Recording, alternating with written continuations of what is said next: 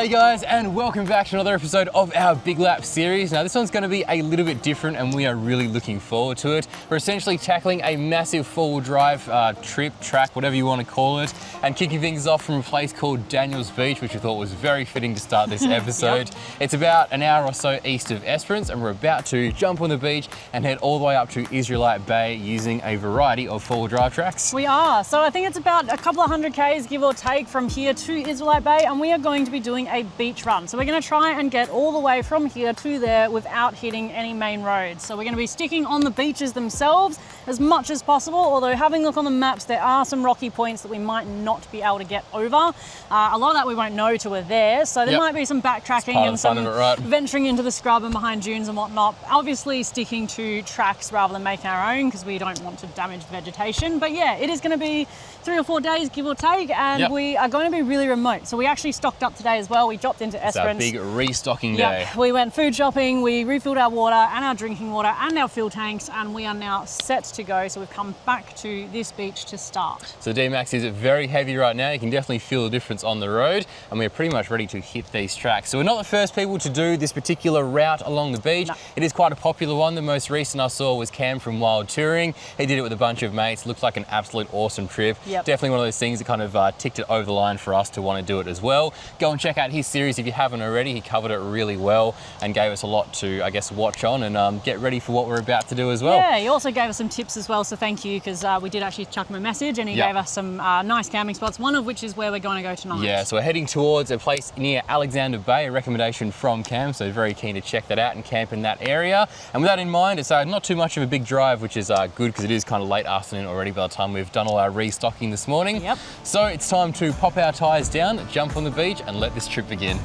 We are Daniel and Bianca from Explorebound, and this is our Big Lap series. At the start of 2025, we packed our entire life into our trusty D-Max and headed off for the trip of a lifetime. Starting in Perth, WA, we are making our way around mainland Australia to try and see as much of this beautiful country as we can fit into the year. We'll be sleeping in our rooftop tent and living out of our fully custom DIY canopy fit out that's been a year in the making just for this trip. So sit back, relax and enjoy the journey while we take you through all the highs and lows that the Big Lap can bring.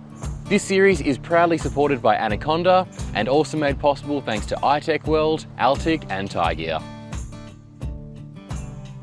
So to let the tyres down, just going to be using a set of these automatic tyre deflators. Now you can get these from a bunch of different brands. My particular ones are from a brand called Czech TPMS, and they have been working really well for us for the past couple of years. And how they basically work is you set the exact pressure you want to set your tyres to on the little rings on the top there. Screw this onto the tyre and it's going to let your tyre down to that exact tyre pressure. So now as for what pressure you should be going down to, for pretty much all my four-wheel drives, I've always gone down to around 15 PSI for standard beach driving, and that's always worked really well. However, for the D-Max lately, now that we've packed it for our big lap, I'm just finding 15 PSI really balloons, particularly the back tires, out to a pretty massive degree, and I'm a little bit concerned about rolling a tire off the rim. So I have gone back through and adjusted these to around 18 PSI instead, and that's been serving us pretty well for the past couple of weeks.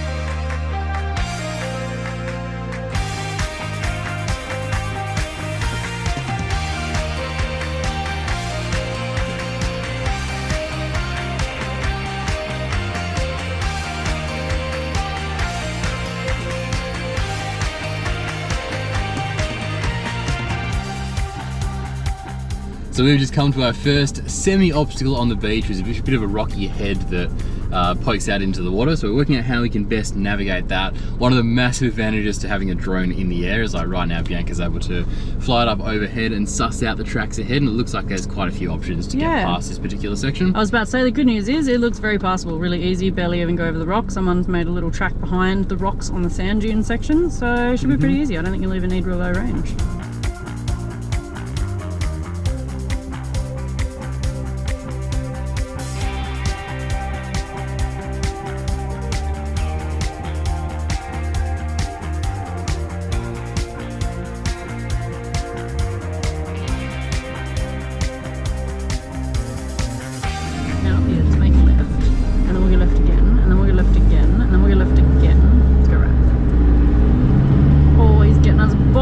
I got that on drone footage. Got the worst navigator. Now I'm gonna get us unbogged back there. A little bit more gas, dear. Alright, so first obstacle not going so well. It's going fine. Just give it a bit more beans. Daniel just decided to go up at snail's pace. Come on, show us what you made of. That's better. Easy peasy.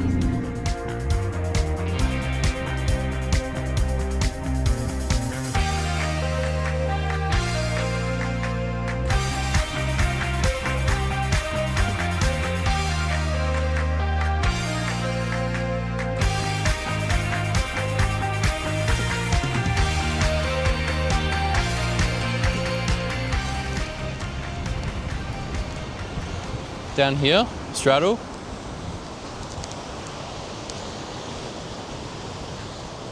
This looks interesting. Yeah, that's what I saw on the drone. So this is our second real obstacle in about, what, 5 minutes already? So just working out if we can get the D-Max from beach number 1 to beach number 2 over here. This looks interesting. It's quite soft between the rocks too, isn't it? Yeah. And this is probably the best bet up here. But it's just boggy. I feel like we'd sink into that. Here. Try and get up here. The good thing is they're quite soft rocks, so it's not too much of a concern for sidewalls and the like. We'll see if there's a spot to turn. Well, no, actually there will be a spot to turn around because you can just do a 3-point turn. Ah, someone's trying to come up this way. So we just ran into a lovely guy who was actually bogged just over the other side of this little hill. Yep, so it is drivable apparently. He's a local, he said. So he said it's normally all right. He just got himself in a bit of a pickle. I don't know, not enough gas or something. But if we get over this little hill that we just walked down, then the other side's easy going that way. He's just having trouble getting up that hill. But going down, and he's just come from Alexander Bay too, which is where we're headed. So yeah. And he said it's all clear. He reckons this is the hardest part here. So yeah, so as long as we can navigate this, we should be all right. But now we just got to wait for him to navigate that. This is my right wheel. So I can see this from when I'm in the car, you see. But he's going to drive down here and ruin it. Man, those locals are just made different, hey. He came flying over the hill, got himself unbogged and took the most interesting route I've ever seen coming down that rocky hill climb, but made it out pretty unscathed, gave us a thumbs up and went fanging off down the beach. And he was off with his kids. Yeah, so it's given me a bit more confidence to tackle this, so we're going to give it a crack. I'm going to see if we can't make our way to the next beach.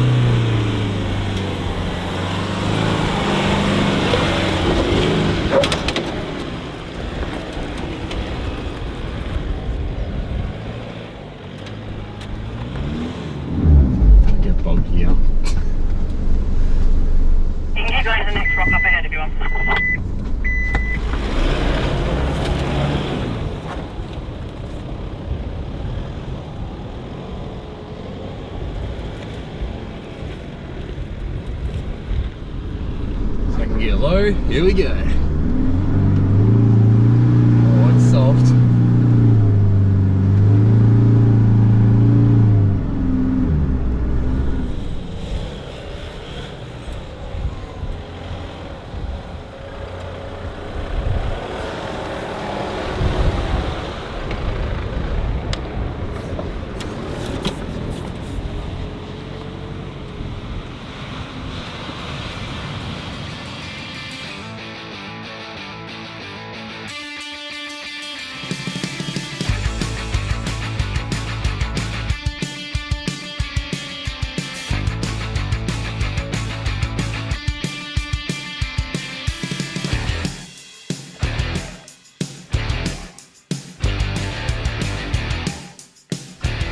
So we are currently here, and we're trying to get to here with no maps other than what we have just here. And there's 2 track options in front of us. One just there, one down there in the direction we kind of want to go, but it leads to a big rocky outcrop. So just trying to decide which way to go. I vote we poke our nose down that track. All right. And if it's the wrong one, we come back and then go that way.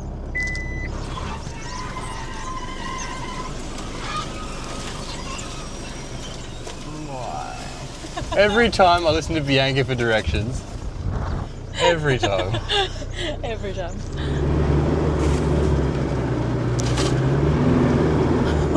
How was this going? Oh my god. Oh my god. Hey look, there's another path. We're not getting up here. Oh my god. No one's been up there for a while. I'm in charge of directions from here on out. Okay. Which way should we go? Well, there's a little... I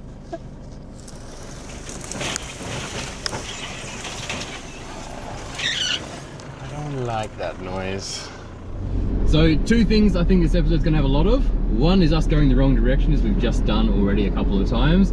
And 2 is painful scratches down the side of my D-Max, which is one thing I did see from Cam's footage of his trip while touring once again. A lot of scratches, and I did message him, he said, yeah, the tracks are pretty scratchy between here and Israelite Bay. So it was something we did think long and hard about, whether we wanted to scratch the D-Max up this early on in our trip. And I think we both just decided we're on this trip to explore these tracks, to adventure and have fun, right? You can't baby it. This car was built for this. So. And this is probably a once in a lifetime trip, so we kind of want to leave no stones unturned in that sense, and no trees unscratched. No trees, no D-Max panels unscathed. So yeah, that's what this trip's no doubt in for. That's the other thing we got to be a bit more aware of is, well, we're always aware of it, but we don't have any side sill protection on the car. It's been next on the list for about 2 years. Since we've had the D-Max, it's always been like, oh yeah, we've got to get some side steps. Anyway, we are getting side steps in Adelaide. They're getting installed. And I'm now more nervous than ever because it's going to be Murphy's Law, right? Like just before we get them installed, we'll bash the side sill on something or we'll steal the car. I'm just letting you speak in silence.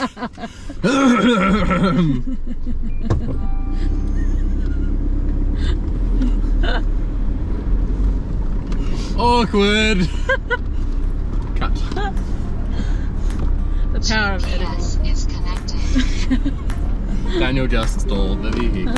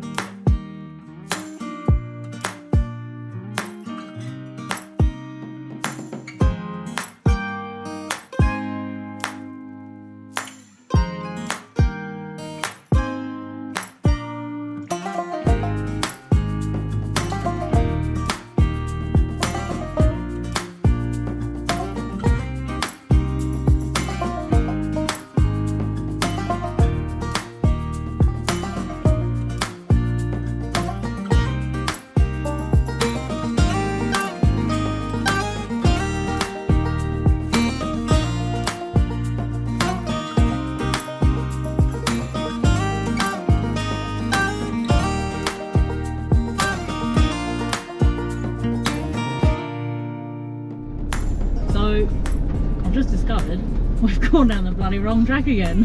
That has been the scratchiest track. Oh my god, poor car. So it's very tight.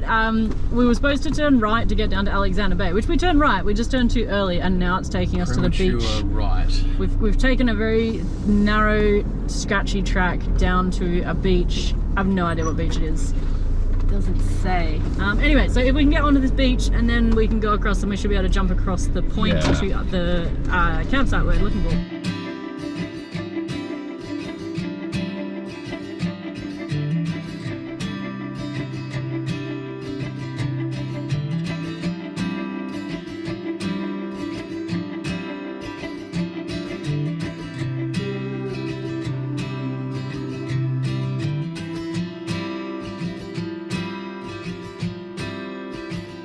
So we are currently trying to work out if we can get the D-Max from a beach down over that hill behind me just there, up onto this rock section just here, and eventually across there to another beach around the corner there. So this trip's going to be a lot of this kind of rock hopping to get between beaches, but so far it's been possible.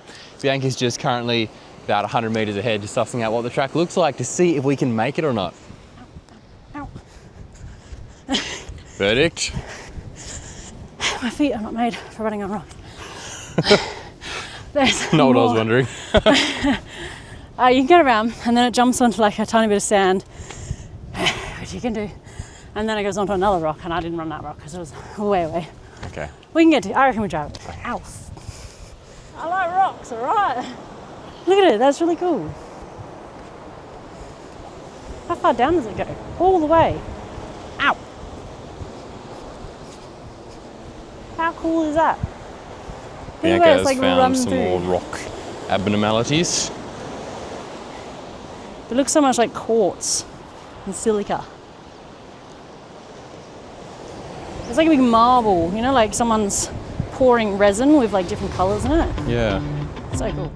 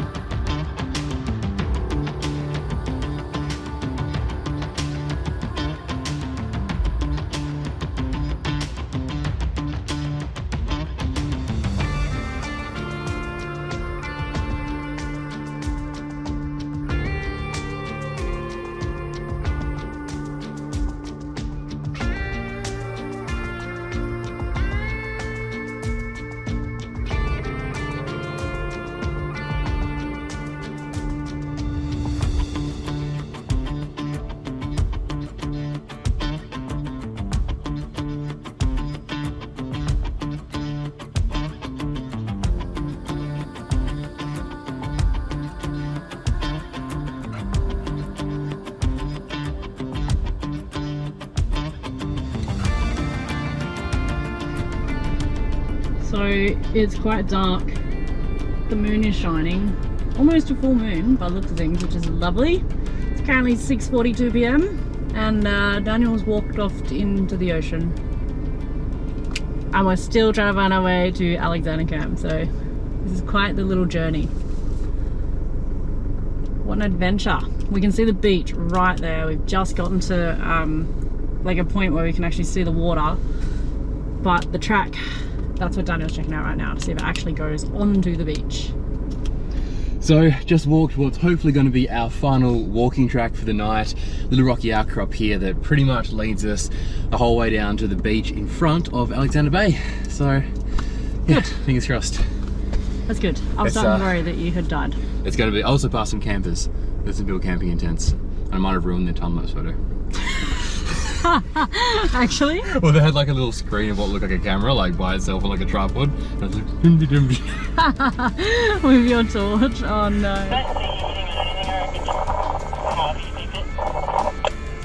Probably the west.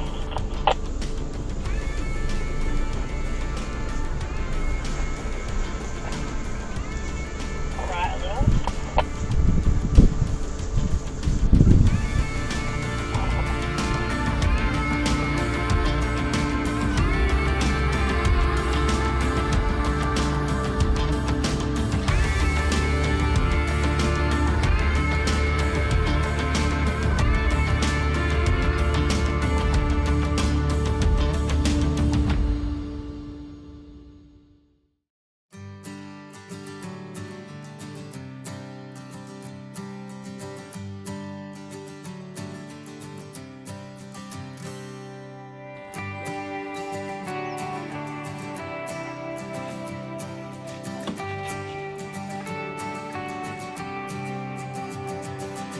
Hello and welcome to an extremely wet morning here at Alexander Bay camping area. Now we did plan on going a bit further up the beach last night to find camp up there. However, the storm clouds were absolutely rolling in overhead and it was pretty late by the time we actually got through those rocky four-wheel drive sections. So ended up here and pretty glad we did because it absolutely bucketed down with rain last night. It was, we went to bed probably around 10 p.m. because by the time we kind of had some food and got footage off the cameras and stuff, it was already pretty late. And then laying in bed, got to sleep fine, and then I don't know what time it was, but woke up to the most torrential downpour I've ever heard. Never heard anything like it. It was so loud and it was just pouring, and for quite a while, because it woke me up. I remember being like, oh man, this is going to be hard to sleep through if this is what winter's like. And then I eventually fell back to sleep, but the whole time it's just absolutely pouring down. So. But now this morning we've woken up, we're going to get some breakfast in us and then get back on those tracks.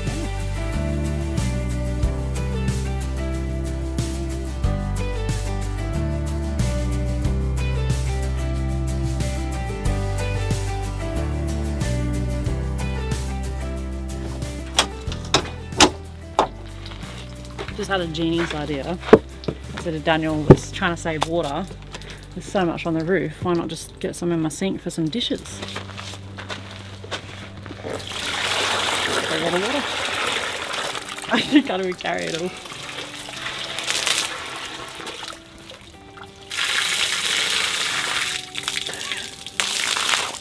Got it.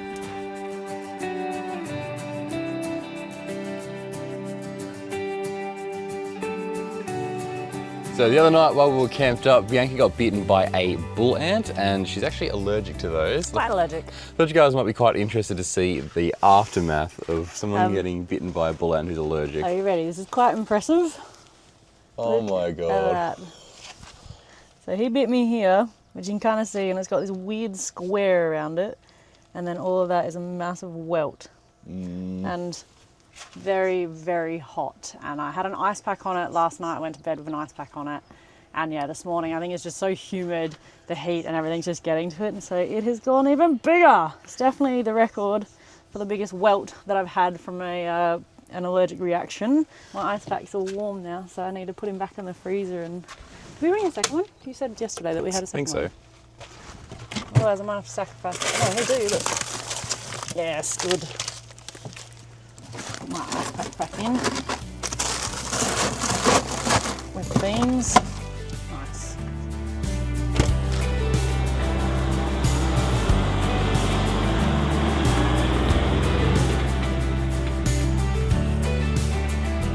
So just on our way out of Alexander Bay camping area, Bianca's at the wheel today, and we're just admiring this camp area in the daylight hours, I suppose you'd call it, and there's so many sites. Yeah, it's amazing. So there's 20 numbered bays that we've seen, and there is a little road that goes up here, which I'm not sure if this is like the other access in, if not beach. I think that might be the main. Yeah. But yeah, so 20 sites, and they are good sized sites. Really huge. Decent. Pretty much all caravan suitable. So you can get some footage of this one here. Yeah, this one's huge. This is like a group site. It's not even numbered actually. We're just about to pay our fees because it was, bucking down the rain last night. We thought we'll pay in the morning, so we'll pay for last night's camping. $15 per site per night. So for us, $15, and for that you get the toilets, the nice flat area with fenced off area. Beautiful. Really worth it. I'm very happy. And our mission today is to head to Thomas River Campground. That's our endpoint destination. So let's pay our fees and get on the road.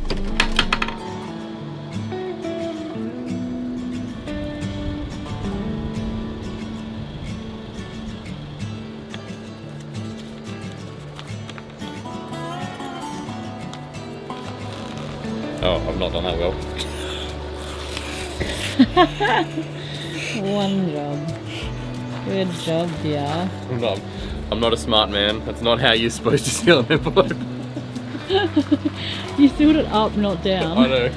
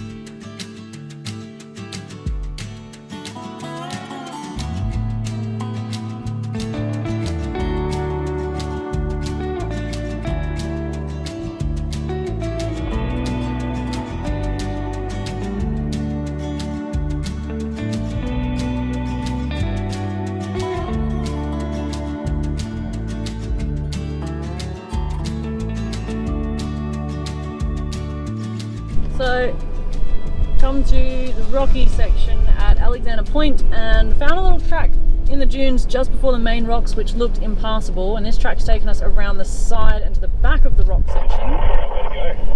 And now we are on the rocks and Daniel's just out checking to see where we might need to go. And I think he just said he's not sure. Okay, found the way. Is it easy? Yeah, mostly likely quite angled. Quite angled? Yeah, your car will be tipping left. Fun.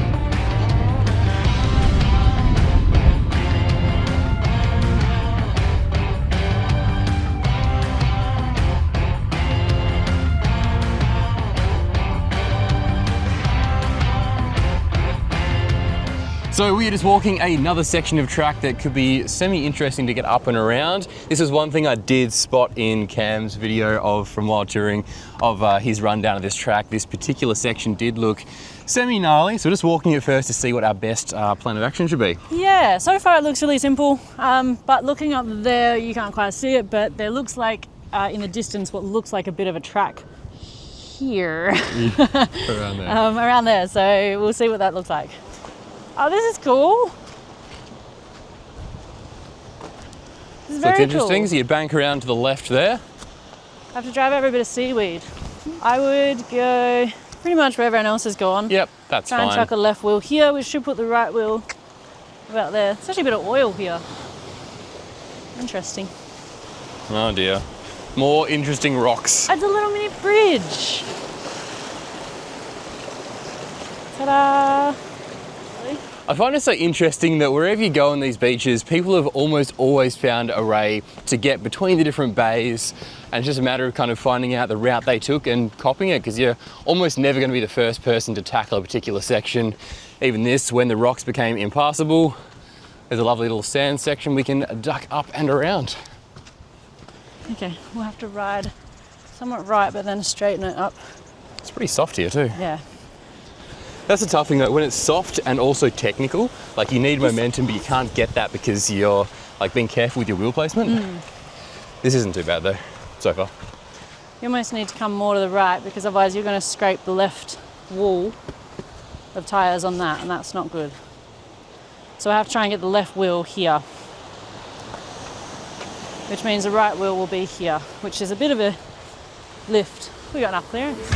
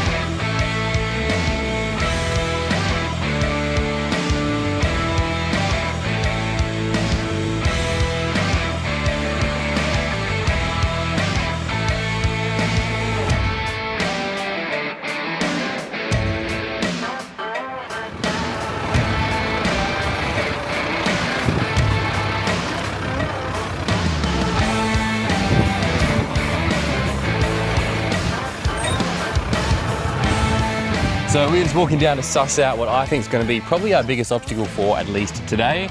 I've already got to walk down, so I'm going to gauge Bianca's thoughts on driving this next bit. Oh, wow. I think I'll be handing you the keys. You can do it. Whoa. Well, if you give me the keys, then you're being the spotter, which I'll rely on heavily. Wow, all right, so, interesting. I would say left wheel, yeah, I don't like that stump, but I would put left wheel here and come down, which will put your right wheel somewhere around here. From here, what a mess. Yep. Straight down. Right God, wheel. respect to come up this. Yeah. Well, I mean, also keep in mind it's just rained a lot overnight, which has clearly washed a lot of sand out of this area, so it might not have been as gnarly. My right wheel here, I reckon. I will try and walk my right wheel line. That's going to happen. My right wheel is kind of here, by the way. I'm just not. I'll fall my ass. Oh, but then you're going to be boom. So I guess right wheel has to kind of go on this ridge then. God! Jesus. Put that with the rest of the nature. Make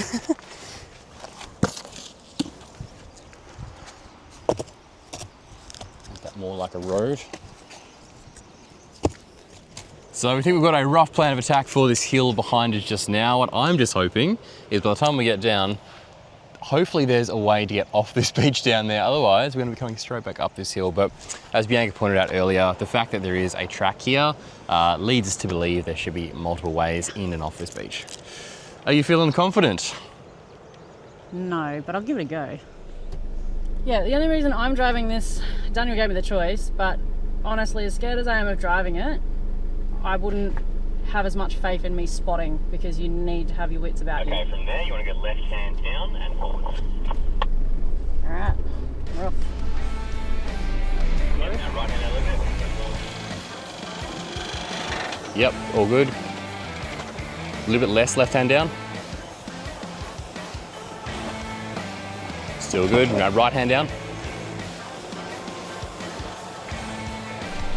Left hand down.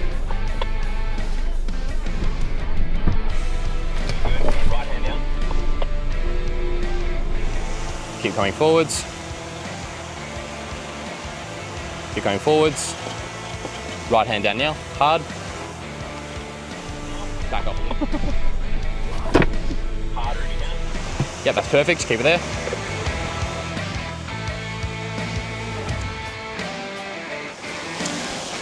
Very good, very slow.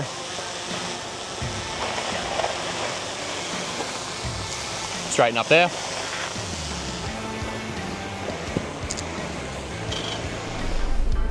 You got done there.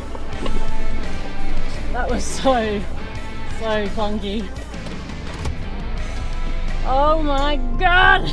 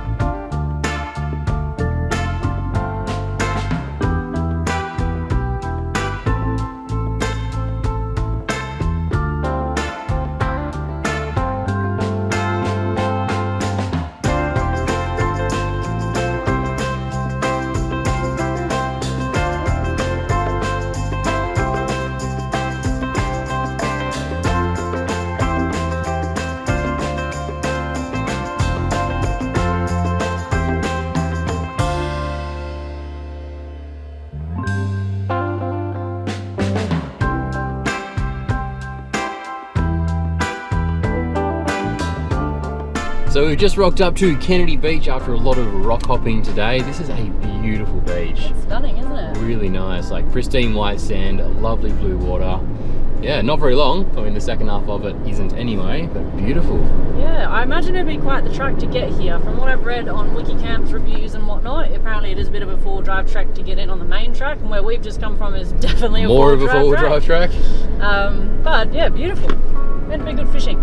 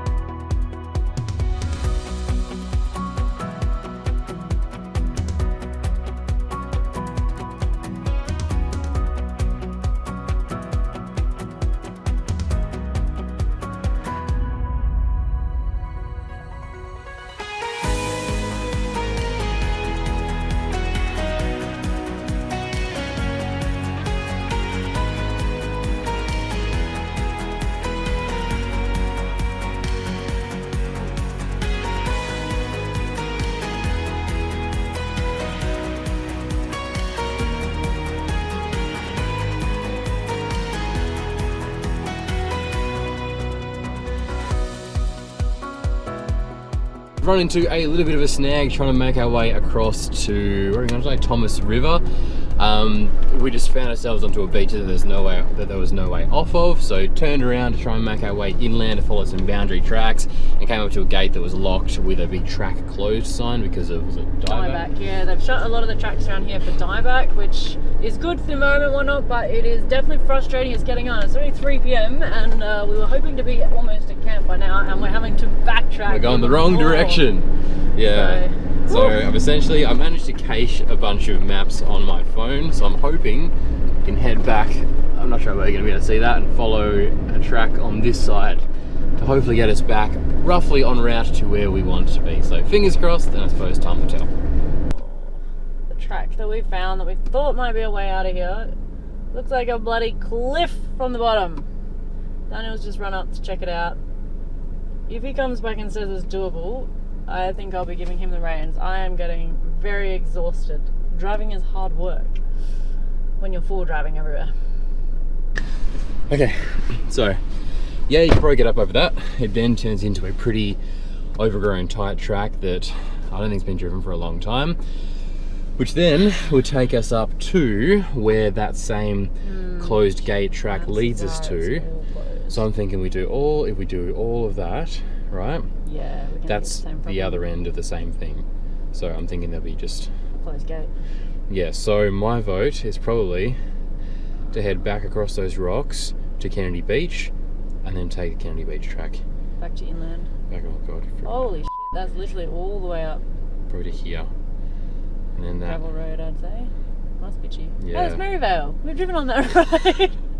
Oh well, we tried to stay as off-grid as we could for this trip, but can't say we haven't tried. We have tried. We've come across bollards that were like, you know, saying you can't drive on the dunes. We've come across shut gates that are locked with dieback area. We've come across everything. Yeah, look, if not for those gates that were closed because of dieback, we could have easily stayed off-grid. It's just sometimes these things happen, and we'll now have to head back where we came a bit further.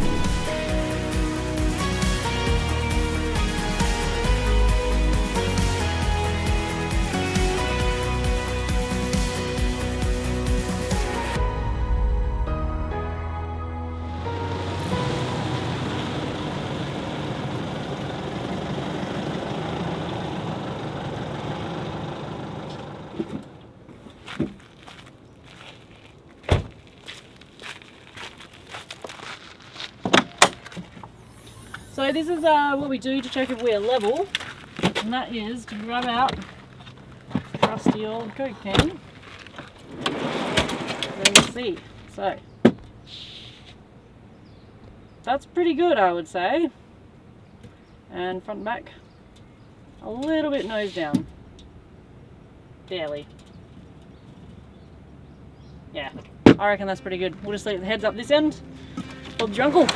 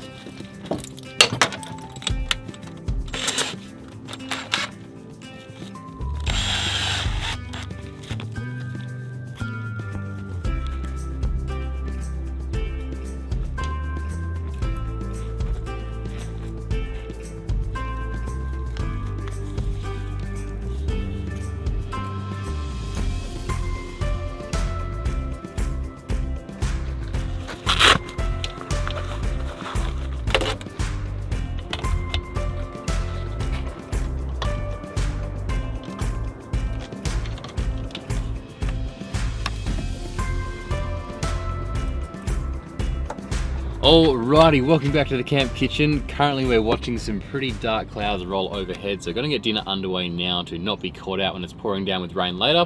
Dinner tonight, nice and simple, just going to be making some pork meatballs, something we used to do quite a lot at home, so going to give it a go cooking it on the road.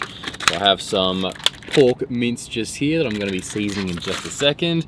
Then to be a little bit fancy, got some broccolini I'm going to grill up on the cast iron plate alongside those pork meatballs, and then just going to do some simple basmati rice on the side. What we've been finding works really well on the road is just these little like microwave sachets, and we just pour them into a frying pan, give them a bit of a stir around, and good to go. So yeah, that's what the plan is for tonight. Time to get dinner underway.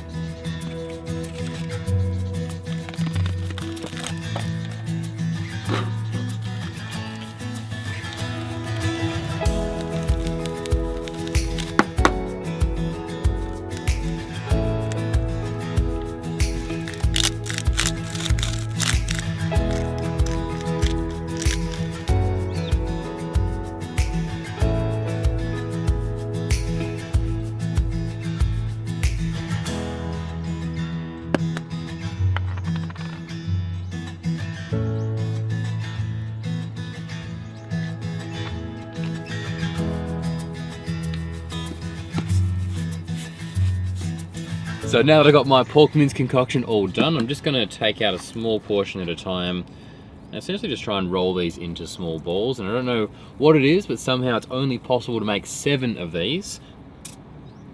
These are really great to cook up too, because you can kind of add whatever ingredients you personally like. So you can also chuck some garlic or some onion in here as well, or different herbs and spices depending on your particular taste.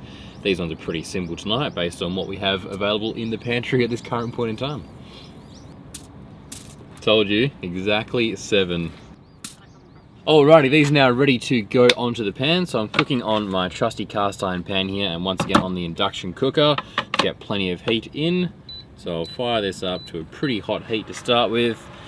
Chuck some olive oil onto the pan.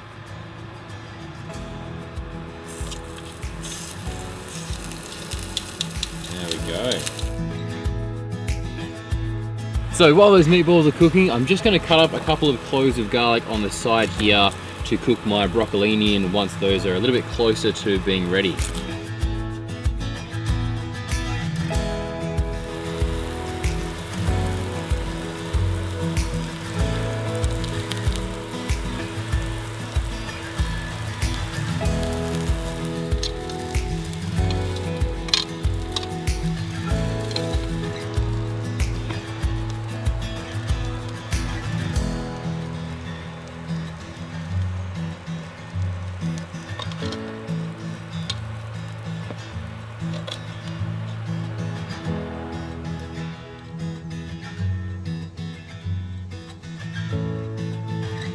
There we go, dinner is officially served. Stoked with how that's turned out. It's looking pretty tasty if I do say so myself. Got my pork meatballs there on a nice bed of basmati rice with some garlic butter broccolini on the side. So pretty fancy for a camping meal, super easy to make. The rice is just heated up on a gas burner around the side just there, and I am ready to get stuck into dinner.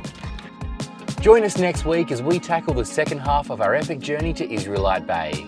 We explore more incredible rugged beaches, navigate some of the most remote tracks we've ever done, and face a few more setbacks than we were hoping for before finally arriving at the Old Telegraph Station.